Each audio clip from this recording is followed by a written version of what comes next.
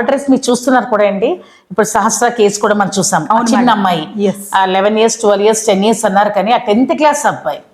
వీళ్ళు ఏదో చాలా కోణంలో తీసుకెళ్లారు, కానీ పోలీసులు అక్కడ ఇంత క్లూ కూడా లేదు, ఇంత ఇన్ఫర్మేషన్ లేదు. కానీ with in 3 days they got the boy.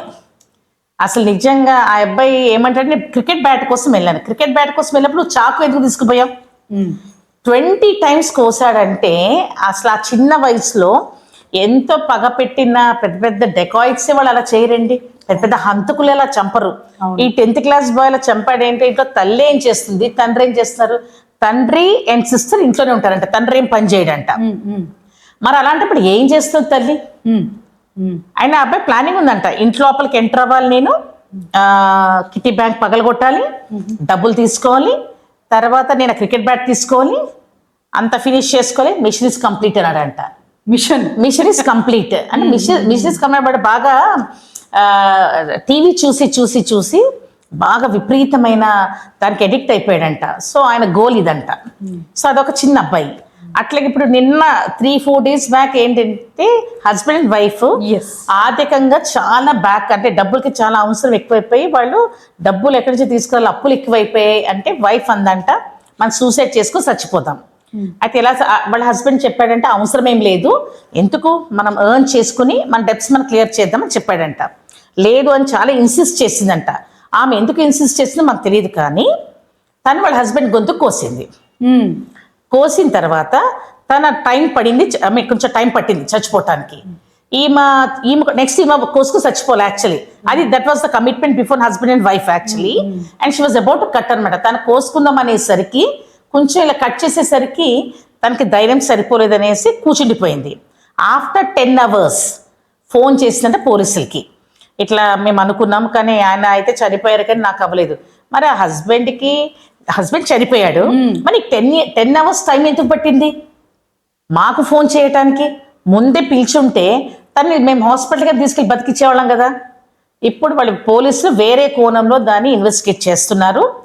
What is what అని ఫోన్ తీసుకుని స్టార్ట్ చేశారు. ఇంకా actually what was our intention actually, whether she have a boy friend or something other activities అనేది అదొక పాయింట్.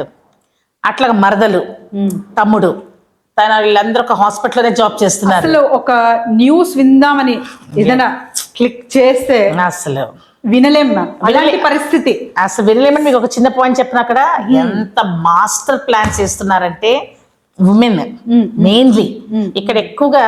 నేను చెప్పాలంటే మేడం, నేను ఒక ఉమెన్ అయి ఉండి 80% వాళ్ళే కొత్త బాయ్ ఫ్రెండ్ లేకపోతే వేరే వాళ్ళతో పరిచయం అయిన తర్వాత ఈ హస్బెండ్ నచ్చకపోవటం, ఇవన్నీ చాలా ఈవెన్ సెలబ్రిటీస్ లో కూడా మనం చాలా చూస్తున్నాం. విపరీతంగా ట్రెండింగ్ అయిపోతుంది నవ డేస్. వీళ్ళు మాస్టర్ ప్లాన్ అంతా ఒకటే, ఎలా చంపేయాలి లేదా ఎలాంటి బ్లేమ్ వేసి పక్కకి జరపాలి వాళ్ళని. తప్పుకోవాలంటే డౌరీ కేసు మీద లేదా హెరాస్మెంట్ కేసు మీద, లేదా ఏం చేద్దాం వాళ్ళిద్దరికి ఇంకా లింక్ ఉందనా. ఇప్పుడు వస్తుండగానే ఒక చిన్న ఇన్సిడెంట్ జరిగింది మేడం. ఒక శ్రీకాకుళం అనుకుంటా, రాజు అని ఆయన వాళ్ళ హస్బెండ్ అండ్ వైఫ్ ఇద్దరు కలిసి పెళ్ళైన 2 కొడుకులు మేడం. తనకి ఇప్పుడు ఒక బాయ్ ఫ్రెండ్ పరిచయం అయ్యాడు. ఇప్పుడు వాడితోటి తను బతకాలని లైఫ్. ఇదేం లేదండి, అట్రాక్షన్ ఎక్కువైపోతుంది. వాళ్ళ మాయ మాటలు చెప్తారు, నీ అంత గొప్పది లేదు, నీ అంత ఇది ఇట్లా. వాళ్ళు ఏంటంటే దానికి అట్రాక్ట్ అయిపోయి హస్బెండ్ పిల్లల్ని వదిలేయటానికి వెనకపోవట్లేదు, చంపేయటానికి వెనకపోవట్లేదు. సో అంటే drastic change ma'am. With in ఒక 10 years బ్యాక్ చూసుకుంటే కూడా 10 years బిఫోర్ ఉన్న సొసైటీ ఇప్పుడు ఉన్న న్యూస్ కానివ్వండి, సో ఆ రిలేషన్స్, ఎథిక్స్, వాల్యూస్, ఎవరైతే ఎథిక్స్ వాల్యూస్ పాటిస్తున్నారో వాళ్లకు ఒక చిన్న చూపు లాగా అయిపోతుందేమో అన్న భయం కూడా ఉంది. అంతే మేడం. సో ఇది ఎలా చూడొచ్చు, దీనికి ఒక ఎండ్ అనేది ఉందా? ఉండాలి ఉంటుంది, కానీ ఇప్పట్లోనే ఉంటుంది అని మనకు అసలు మనం దీన్ని డెసిషన్ ఎట్లా టేకప్ చేస్తానంటే వీలు ma'am, punishment should be very severe.